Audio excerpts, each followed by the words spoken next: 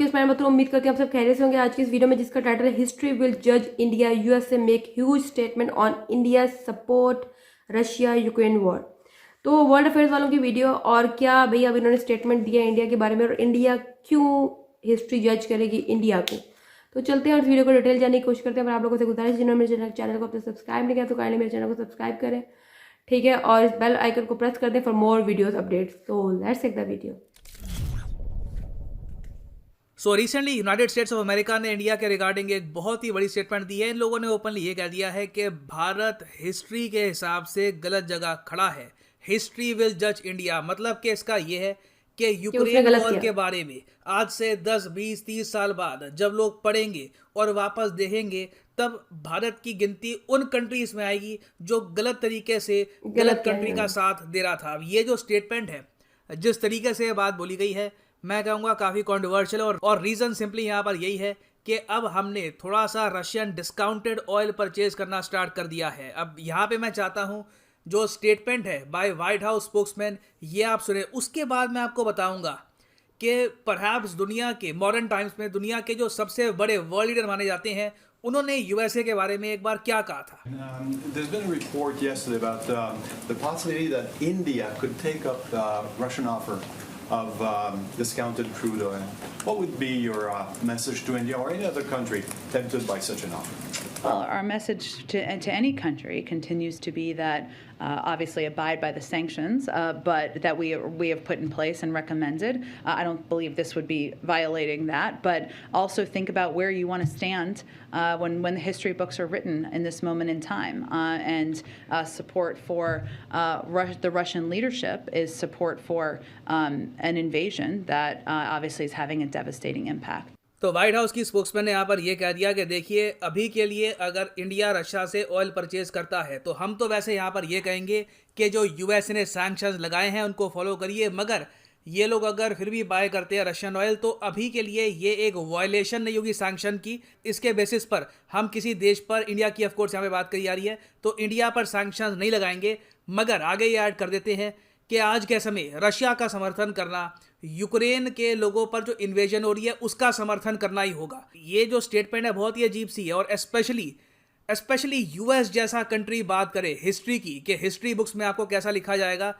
देखिए, मैं आपको ये बताता हूँ, भारत रत्न नेल्सन मंडेला, जी हाँ, मेरे हिसाब से तो नेल्सन मंडेला मॉडर्न हिस्ट्री में सबसे बड़े ग्लोबल लीडर हैं, क्योंकि दुनिया उनको मानती है। उनकी जो फिलॉसफी है दुनिया ने एक्सेप्ट करी, टॉलरेंस की, प्रोग्रेस की।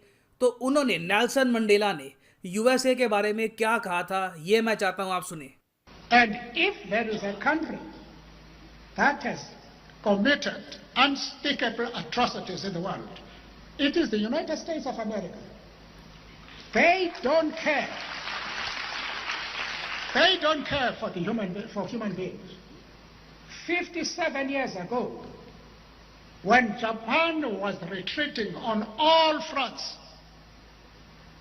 they decided to drop the atom bomb in Hiroshima and Nagasaki. Killed a lot of innocent people who are still suffering from the effects of those bombs. Those bombs were not aimed against the Japanese. They were aimed against the Soviet Union to say, look, this is the power that we have. If you dare oppose what we do, this is what is going to happen to you. Because they are so arrogant, they decided to kill innocent people in Japan who are still suffering from that. Who are they now to pretend that they are the policemen of the world? ना ये जो video है Nelson Mandela की, मेरे archive में पड़ी हुई थी। मैंने सोचा है इसको काफ़ी बार यूज़ करने का, मगर आज आई थिंक जब बात हो रही थी हिस्ट्री की कि आपको हिस्ट्री कैसे देखेगी, तब मुझे लगा कि एक बार को ये वीडियो मुझे इंक्लूड करनी होगी, क्योंकि यूएस को हिस्ट्री कैसे देखेगी ये सब हमको पता है। इवेंचुअली जब इनका एक ह्यूमंगस एम्पायर है, जब ये गिरेगा, तब उसके बाद हिस्ट्री प्रॉपर तरीके से जब लिखी जाएगी, जब ये नेल्सन मंडेला की जो वीडियोस हैं ये वापस आर्काइव से निकाल कर लोग याद करेंगे, इनको कोट करेंगे, तो यूएस को एक बहुत ज़्यादा, मैं कहूँगा कि काइंड हार्टेड और एक, मैं कहूँगा, पॉजिटिव कंट्री की तरह लोग याद रखेंगे नहीं। और वैसे मैं आपको बताऊं, देखिए, बिल्कुल नहीं रखेंगे। शायद ही कोई बड़ा एम्पायर हो दुनिया में जिसने बड़ी गलतियां ना की हो। तो कहीं से भी किसी भी मेजर कंट्री को ये हक नहीं बनता कि किसी और देश को वो कहे कि देखिए हिस्ट्री आपको सही तरीके से याद ही रखेगी, स्पेशली यूएसए को। और यूएसए की तरफ से जो स्टेटमेंट आ रही है यहाँ पे आपको समझना होगा इसके पीछे रीजन क्या है। मेन रीजन इनका ये नहीं है कि इंडिया ने 3 मिलियन बैरल रशिया का ऑयल परचेज कर लिया डिस्काउंटेड रेट पर। इनके यहाँ पे दुख दर्द और तरीके के भी हैं। सबसे बड़ी तकलीफ यूएसए की यहाँ पर यह है कि हो सकता है, पॉसिबिलिटी है कि India in the future billions of dollars, actually dollars बुलानी चाहिए अब, बहुत सारा बड़ा अमाउंट रुपीस परहैप्स इन्वेस्ट कर दे रशिया के ऑयल और नेचुरल गैस सेक्टर में। रशिया ने ऑलरेडी कहा है कि इंडियन इन्वेस्टमेंट्स आर वेलकम, हम आपको प्रायोरिटी देंगे। यही टाइम है, क्योंकि देखिए जियोपॉलिटिकल समीकरण आज कुछ हैं, कल कुछ और होंगे। नेचुरल गैस आज भी वैल्यूबल है, आज से कई साल बाद भी वैल्यूबल रहेगी। इवन क्रूड ऑयल भी बहुत ही जल्दी जानने वाला। जो सो कॉल्ड क्लाइमेट चेंज में बहुत ज़्यादा एक्टिव कंट्रीज हैं, उन्होंने भी कहा है कि 2050 के आसपास का टाइम हमको लगी जाएगा कार्बन न्यूट्रल होने में। तो क्रूड ऑयल तब तक एक बहुत ही इंपॉर्टेंट रोल प्ले करेगा। तो रशिया ने कहा है कि इन्वेस्टमेंट्स हम चाहते हैं इंडिया की। अब इंडिया ने अगर यहाँ पे इन्वेस्टमेंट कर दी रशिया की, तो इससे यूएसए की फ्रस्ट्रेशन काफी हद तक बढ़ेगी, क्योंकि ये लोग चाहते हैं कि इंडिया बिल्कुल इनको फॉलो करने वाला कंट्री बने। देखो इंडिया आप अगर देखें तो एक रेयर एग्जाम्पल है। आप पाकिस्तान को देखो, जो पाकिस्तान यूएस का एक्सपीरियंस था, लिटरली एक ओनर और एक स्लेव का रिलेशनशिप था कि जो भी यहाँ पर मालिक कह रहा है Pakistan as a slave properly उसको फॉलो करता था। अफगानिस्तान में बॉम्बिंग करने के लिए हेल्प चाहिए, ठीक है, हेल्प करी, दुनिया भर के और काम किए, यूएसएसआर के लिए मुजाहिदीन तैयार किया। इंडिया उस तरीके से काम नहीं करता, और ये यूएस के लिए काफ़ी बड़ी शॉकिंग बात भी है, क्योंकि यूएस को आदत है कि ये सीधा इंस्ट्रक्शन दे और बाकी कंट्रीज फॉलो करे। जब एक कंट्री इनके इंस्ट्रक्शंस को, इनके सैंक्शंस को प्रॉपरली फॉलो नहीं करता, तब यूएसए को जेन्युइनली प्रॉब्लम आती है। इनकी काफी हद तक एज ए कंट्री ईगो भी हर्ट होती है। तो इसलिए इवन दो यूरोपियन देश आज के समय हर दिन मिलियंस ऑफ बैरल्स जो रशियन ऑयल है परचेज कर रहे हैं, रशियन नेचुरल गैस परचेज कर रहे हैं। एक्चुअली मेन जो फंडिंग हो रही है रशिया यूक्रेन वॉर की, रशियन आर्मी को जो मेन फंडिंग हो रही है, ये यूरोपियन यूनियन से ही हो रही है। इंडिया ने उसके कंपैरिजन में बहुत ज्यादा कम क्रूड ऑयल परचेज किया है, और ऑब्वियस सी बात है जो अभी हम यहाँ पे इनको पैसा देंगे उसमें भी टाइम लगेगा। मोस्ट प्रोबेबली ये पैसा वॉर के लिए यूज नहीं होने वाला। जो वॉर के लिए रशिया पैसा यूज करेगा, इन्होंने पहले से ही अलॉट कर रखा है। जो वेपन्स आज के समय ये लोग यूज कर रहे हैं, इसकी फंडिंग यूरोपियन यूनियन ने करी है काफी लंबे समय से। तो यूएस को अगर कहीं पर फोकस करना चाहिए तो वो है यूरोपियन कंट्रीज, ना कि इंडिया। अब यहाँ पे आप मुझसे क्वेश्चन पूछ सकते हैं, बट सर हम भी इस बात को इतना सीरियसली क्यों ले रहे हैं? यूएस ने यही तो कहा है कि ठीक है आप हिस्ट्री की गलत साइड में होंगे, हमने उनकी बात जरा सीरियसली ली नहीं, हम लोग अपना चुपचाप ऑयल परचेज करते हैं। यूएस ने कह तो दिया कि कोई एक्शन इस पर ये लेंगे नहीं। देखो मैं आपको ये बता रहा हूँ, यूएस कह रहा है कि अभी के लिए हम एक्शन नहीं ले रहे, फ्यूचर में हो सकता है कि लेंगे, क्योंकि ब्रिटेन ने ऑफिशियली कह दिया है कि ये लोग एक वर्ल्ड कोलिशन बनाएंगे to stand up against Russia, और इसमें ऑब्वियसली ये इंडिया को भी डालने की कोशिश करेंगे। बोरिस जॉनसन कह चुके हैं कि ये पूरी दुनिया को एक कॉल दे रहे हैं कि प्लीज ऑयल और नेचुरल गैस रशिया से परचेज मत करिए। इसका दबाव इंडिया पे आने वाला है, मैं आपको बता रहा हूं। देखिए यूएस चाहे डायरेक्टली ना बोले, मगर यूके के थ्रू एक बार पहले ये ग्रुप बनाएंगे कई कंट्रीज का, उसमें बहुत से देश होंगे, फिर एज ए ग्रुप ये इंडिया पे प्रेशर डालेंगे इन द फ्यूचर कि अब बहुत हो गया, अब आपको रशिया से ऑयल परचेज नहीं करना।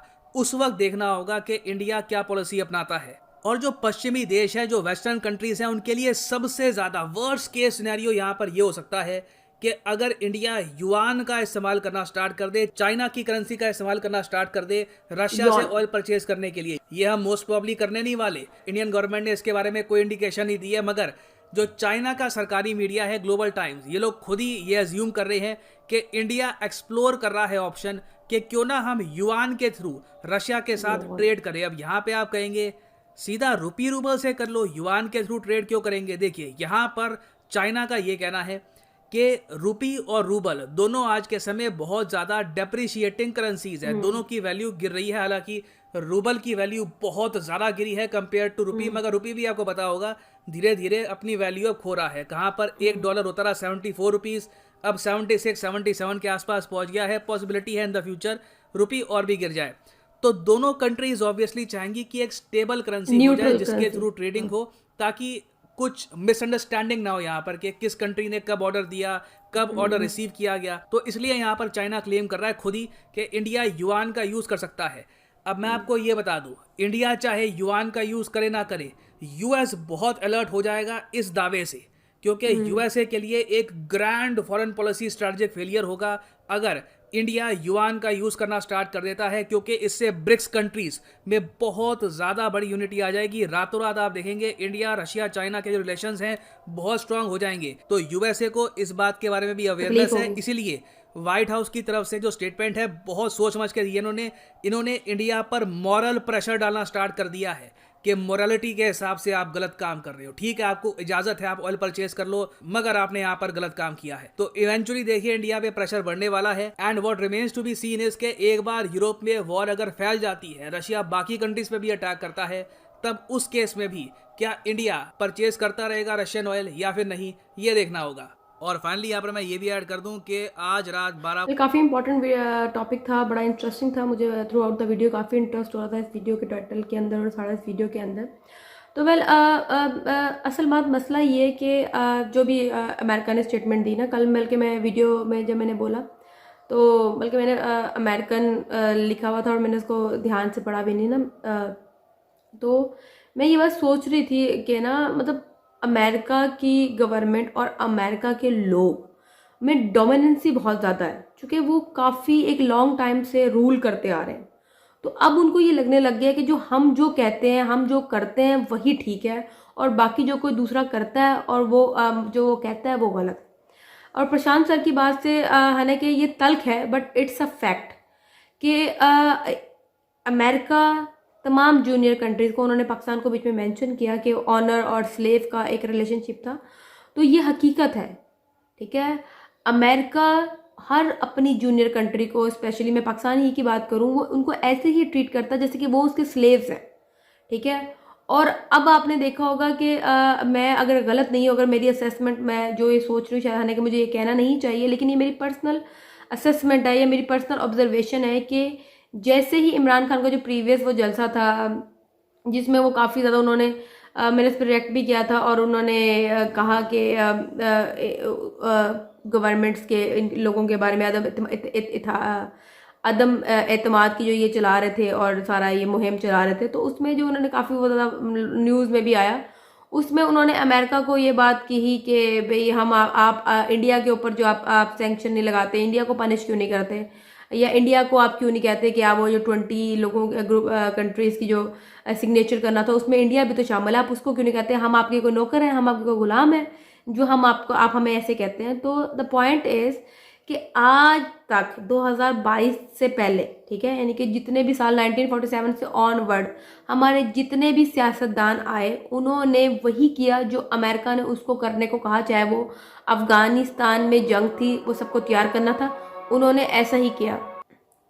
तो आपने हमें हमेशा इस्तेमाल किया, ठीक है, और हम बेवकूफ़ों की तरह इस्तेमाल होते रहे। ठीक है, क्योंकि हमारे सॉरी टू से जो हमारे प्रीवियस हमारे जो बड़े थे, हुक्मरान थे, उन्होंने वो कारोबारी लोग थे, ठीक है, उन्होंने अपने फ़ायदे के लिए, चूँकि उनका बिजनेस बाहर के मुल्कों में था, उनका बिजनेस ना करप्ट हो जाए, उनका बिजनेस ना खत्म हो जाए, उनके पास दूसरे मुल्कों की नेशनलिटीज़ है, ठीक है, उन्होंने आपको सपोर्ट किया चूँकि उसमें उनका फ़ायदा था। उन्होंने लोगों की इज्जत के लिए उनकी सेल्फ रिस्पेक्ट को, उनकी ज़रूरत को, उनके राइट्स को, सब पीछे रख दिया, उनको ख़त्म कर दिया कि इवन आज हम लोग दुनिया में कहीं भी हमारे पासपोर्ट की इज्जत नहीं है, हमारी करेंसी की कोई इज्जत नहीं है, हम लोग जानवरों से ज़्यादा नीचे जा चुके हैं। ठीक है ना, तो क्यों? क्योंकि अमेरिका ने अपनी डोमिनेंसी को बरकरार रखने के लिए, ठीक है, अमेरिका ने हमेशा हर कंट्रीज़ को आपस में लड़वाया, ठीक है ना। तो आज वो क्यों उसको तकलीफ है? क्योंकि उसको हकीकत बात यह है कि उसको अपनी सुपर पावर खतरे में जाती हुई दिखाई दे रही है, उसको एक रेड अलार्म जो होता है ना वो बजता हुआ दिखाई दे रहा है, ठीक है ना, जिसकी वजह से वो पैनिक एक्ट कर रहा है। और जब वो बोल रहा है कि इंडिया को लोग हिस्ट्री में क्या कहेंगे, इंडिया को तो हिस्ट्री में जो उन्होंने कहना होगा वो कह लेंगे, लेकिन आपको हिस्ट्री में भी मेरे ख्याल से कोई आपको अच्छे अल्फाज में याद नहीं करेगा। जो अपने जापान में किया उसको सब वो यूरो क्या कहते हैं वो सब लोग जानते हैं, ठीक है। तो आपने हमेशा लोगों को इस्तेमाल किया, ठीक है। तो प्लीज़ अब टाइम है समझने का और ख़ुद को बदलने का, ठीक है। तो पाकिस्तान के लोगों के लिए भी मैं ये कहूँगी कि अब अगर अब नहीं तो फिर कब, ठीक है, हमें अपने राइट्स को समझना चाहिए, हमें एजुकेशन के ऊपर फोकस करना चाहिए, हमें सीखना चाहिए, ठीक है। और जहाँ तक बात है कि रशिया का ऑयल परचेज करता है, तो डेफिनेटली इंडिया एक इंडिपेंडेंट कंट्री है, ठीक है, वो पैसे दे रहा है और चीज़ ले रहा है, ठीक है, तो उसके पास पैसे है, उसके पास राइट है कि वो ईरान से खरीदे, ईरान से, इराक से खरीदे, अमेरिका से खरीदे या रशिया से खरीदे, अगर उसको फ़ायदा है तो वो उससे खरीदेगा, ठीक है। और जहाँ तक करेंसी की बात है, तो मेरे ख्याल से इट्स बेटर कि आप चाइनीज़ करेंसी को यूज़ करें, ठीक है, क्योंकि उससे आपकी करेंसी को भी फ़ायदा होगा और एक न्यू करेंसी, एक सुपर पावर जो करेंसी है, चूँकि अब हम हर चीज़ ट्रेड करते हैं डॉलर के अंदर, ठीक है, जिससे डॉलर की वैल्यू बढ़ जाती है और अमेरिका की डोमिनेंसी भी बढ़ती है, ठीक है, कि जब चाहता है अमेरिका उस चीज़ को ऊपर नीचे करना शुरू कर देता है। तो अगर हम एक न्यू कंट्री मार्केट में इंट्रोड्यूस करवा देते हैं as a intermediate, as a medium, ठीक है, जिससे हम उसको ट्रेड कर सकते हैं, तो हमारे लिए भी फ़ायदा और उनके लिए भी फ़ायदा। और इससे ये होगा कि हमारे जो हमारे अंदर जो इतना ज़्यादा डेफिसिट बन रहा है, यानी कि मतलब इन्फ्लेशन रेट जो पैसे का हुआ है, डेफिसिट है, वो काफ़ी हद तक कवर अप हो जाएगा, ठीक है। तो ये मेरा पर्सनल ओपिनियन है, बाकी आपका इस बारे में क्या राय है, ठीक है। और मुझे वो कंट्री के नाम उस वक्त आ नहीं रहे थे, जापान के नागासाकी और एक और फिर भूल गया वो, ठीक है, बड़ा अजीब से नाम है, पता नहीं क्या, यूरोसिलम तो उसका है, तो वेल फिर भूल रहा है। तो आई होप सो कि आपने इस वीडियो को एंड तक देखा हो और मेरी वीडियोस को लाइक किया हो, और मेरे इसमें कोई किस्म का हेट नहीं है, इट जस्ट जर्नल ओपिनियन है और जो मेरी अपनी पर्सनल जाती ऑब्जर्वेशन है, ठीक है, मुझे किसी ने स्क्रिप्ट लिख के नहीं दी। तो आई होप सो कि आपने इस वीडियो को एंड तक देखा और आपको मेरे ये रिव्यू फेयर लगा हो, यूजफुल लगा हो, तो प्लीज़ मेरे चैनल को लाइक शेयर सब्सक्राइब कीजिएगा और उस चैनल को भी, जिसका लिंक आपको डिस्क्रिप्शन में मिल जाएगा। तो मिलते हैं किसी और वीडियो में, तब तक आप खुश रहें, अपनी ज़ात के साथ, अपनी कौम के साथ सिंसेयर रहें, दुआओं में बंदी को याद रखें। मिलते हैं किसी और वीडियो में, तब तक अपना ख्याल रखें। अल्लाह हाफ़िज़।